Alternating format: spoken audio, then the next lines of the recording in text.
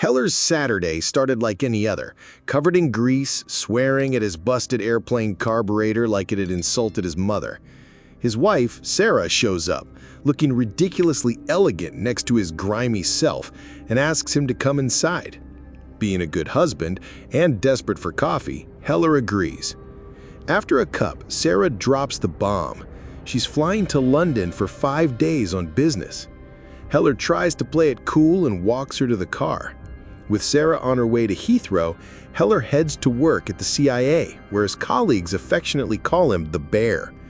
Between a chat about memes and the endless hunt for snacks, Bear's computer throws a fit. He asks for help. Heller, a genius with a 170 IQ, solves it in 2 clicks and a sigh. If Sherlock Holmes had a desk job, this would be it. Back at his desk, Heller gets a message from his online friend Incaline with classified info about secret government ops. Curious, he dives into the files and discovers the CIA authorized drone strikes in allied countries. Who signed off? Director Moore and some guy named Caleb. Heart-pounding, Heller leaves the office. In a panic, he tries calling Sarah, but it goes straight to voicemail. The next day, Moore shows up at Heller's office with Caleb. They politely escort him to Director O'Brien's room. She hits him with the news. Sarah died in a terrorist attack at the airport. Heller's world collapses like one of the bombs he could easily build. He sees the tragedy on the news, but just can't believe his coffee partner is gone. Determined to uncover the truth, Heller starts digging. Moore brushes him off, and it seems the cleanup team already knew too much.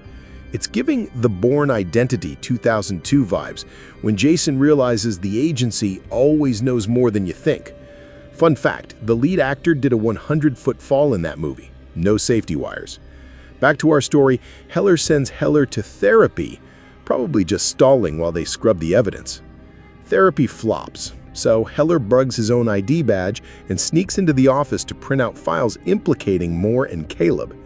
Then he heads to a bar with a vintage CD player and pretends he's hiding the files there. Honestly, I would never poison Gretchen's oxygen like he did. Way too gross. I'd just give her truth serum and a nice cup of coffee and tuck it out. After bluffing that he has backup copies and demanding training to avenge Sarah, Moore and Caleb hand him over to the team's tough guy, Henderson. Training with Henderson makes CrossFit look like a day spa. Heller couldn't hit a barn door with a gun, but built bombs like he had a tech school diploma. Caleb starts getting suspicious, searching his house, files, even the bar, but only finds an empty CD player. Knowing things are heating up, Henderson goes to retrieve Heller, but the guy's already gone, with fake passports in his bag. Next stop, London. Heller chases down drug trafficker Gretchen Frank and even breaks into her home. When it's time to shoot, he freezes. Instead, he tampers with her oxygen in the hospital. But she wakes up, fights back, and ends up hit by a bus. Honestly, I would have set a non-lethal trap. I'm old school like that. But hey, to each their own. Then it's off to Istanbul, where Heller meets up with Incaline. Meanwhile, Director O'Brien starts questioning Moore's shady moves and launches an internal investigation. In Madrid, Heller takes down a killer by shattering the base of a suspended pool. Henderson almost catches him, but an agent loyal to O'Brien steps in. Boom! Henderson gets shot.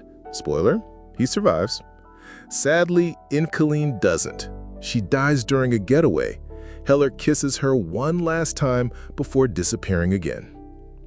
Heading to the Baltics, Heller pretends to be a trafficker using face-swapping software, tricking agents in Berlin. At a portside bar, he reconnects with the Bear, his old CIA buddy. They watch shady deals on a ship until Heller gets caught and brought to meet Slater, the big boss. Heller reveals he hacked the ship and sailed it into Finnish waters. While Slater loses it, the Navy and Interpol swarm in. Game over. Kingpin's arrested, Moore and Caleb too. Justice served. In the end, Heller flies the plane Sarah once gave him, feeling close to her one more time. What really stood out to me was how Heller never pulls the trigger, even with all the reasons to do it. That little detail adds so much depth to his character. It makes you wonder, if you were in Heller's shoes, would you take justice into your own hands or trust the law to handle it? Hope you enjoyed this video as much as I did. Have an amazing day, and I'll see you in the next one.